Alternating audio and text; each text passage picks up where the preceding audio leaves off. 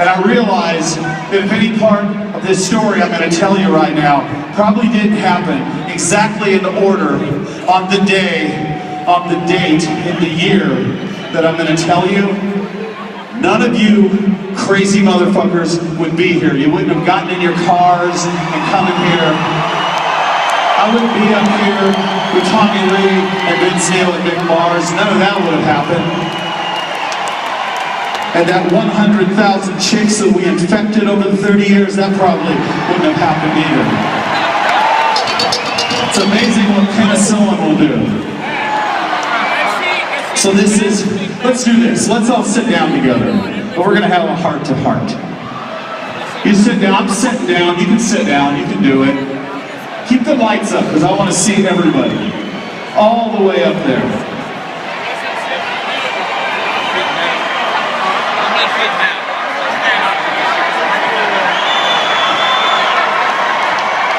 Unruly bunch, okay.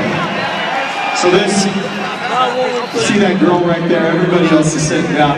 Tommy, there's that one girl, she has to pull her tits out. Of course she does. Titties! That makes me fucking happy. Okay, so this is how it happened, guys. Check this out. I was a struggling musician in Los Angeles, California. Not unlike any other struggling musician in Los Angeles, California. And it was 1981. And I want to say, before I tell you the rest of the story, everything in your life and everything in our lives starts with a single idea. Either a good idea or a bad idea, and sometimes you don't know the difference until you start down the road. And this is what happened. I was in band rehearsal, I looked over at my band, and I thought to myself, this is probably a bad idea, but I'm sorry guys, but I quit. I quit my band, and that was probably a bad idea. At the time, I didn't have a band. Now, I didn't have a car. I just had a bass and an amp, and as I was walking home, I remember this thought popped into my head.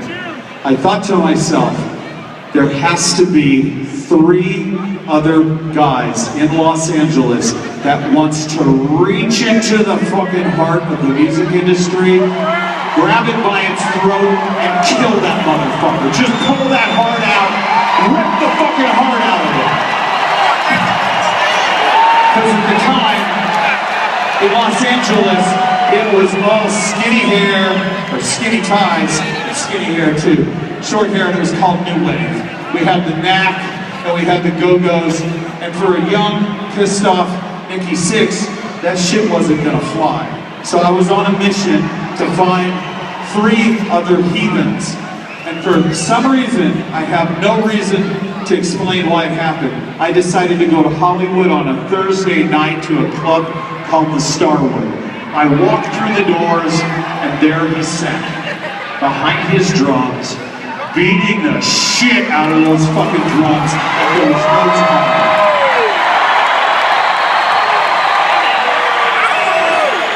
And that motherfucker was wearing girls' spandex pants at the same fucking time. That, right there, is the motherfucker. That's Tommy Lee. Look at him. Yeah! What's up?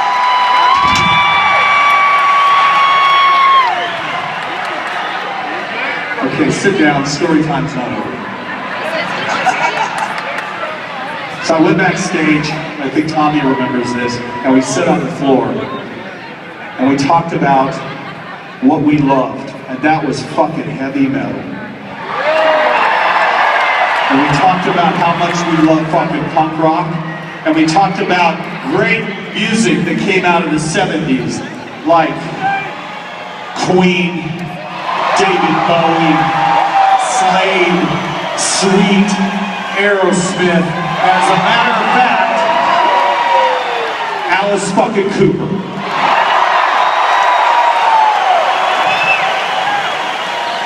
So me and Tommy set up shop at this girl's house I was living at. I know you're filming me and I know this is going to be on YouTube. I should pull my dick out, but I can't. It's not 1981 anymore. My wife would see that and I'd be fucking all kinds of trouble. So this is what happened. We set up and we're playing bass and drums. Too Fast for Love. Public Enemy #1. Starry Eyes. Take Me to the Top. Live Wire. And we were fucking determined. Two guys, bass and drums. We were determined, but we needed a very important part of our band, and that was the lead guitar player. So we decided to go to a 7-Eleven, and we went in to buy some beer, and we picked up a recycler. And we picked it up under musicians, and it said, loud, rude, aggressive guitar player. Only call me if you're serious. My name is Big fucking Mars.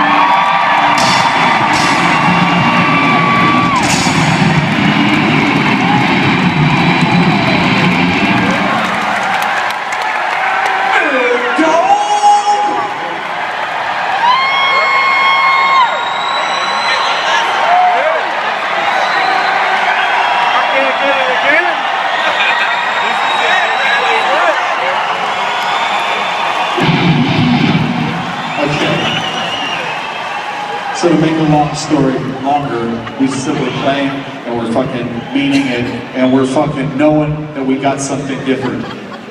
You see, we didn't want to sound like anybody else, we didn't want to look like anybody else, we didn't want to play well with others, and we definitely wanted to drink and fuck our way to the top, but we were missing one important element. We were missing the lead singer. And Tommy said, I know somebody, but he's in another band, and I'll never forget it. Mick said, let's go see him, and if he's good, let's steal his ass. So for no reason other than Tommy knew this kid from high school, we went back to the Starwood on a Tuesday night, and out on stage walked this kid in white fucking leather pants, a white leather jacket, bleached white hair, and he was leaning the fuck into it, singing some Cheap Trick. Never heard a voice like that ever in my life. And on top of it, the 20 girls that were in front of him were all taking their pussies out and fucking throwing them at him. And that is against fucking me. Where are you?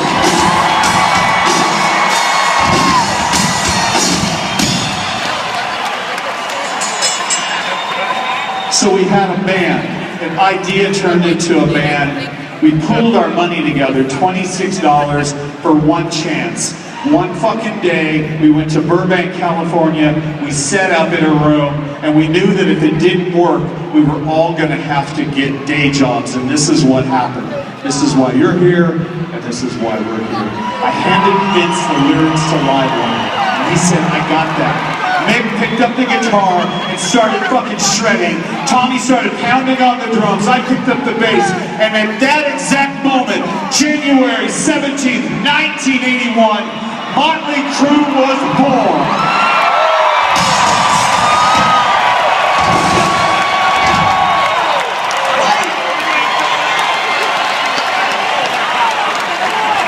A little history lesson.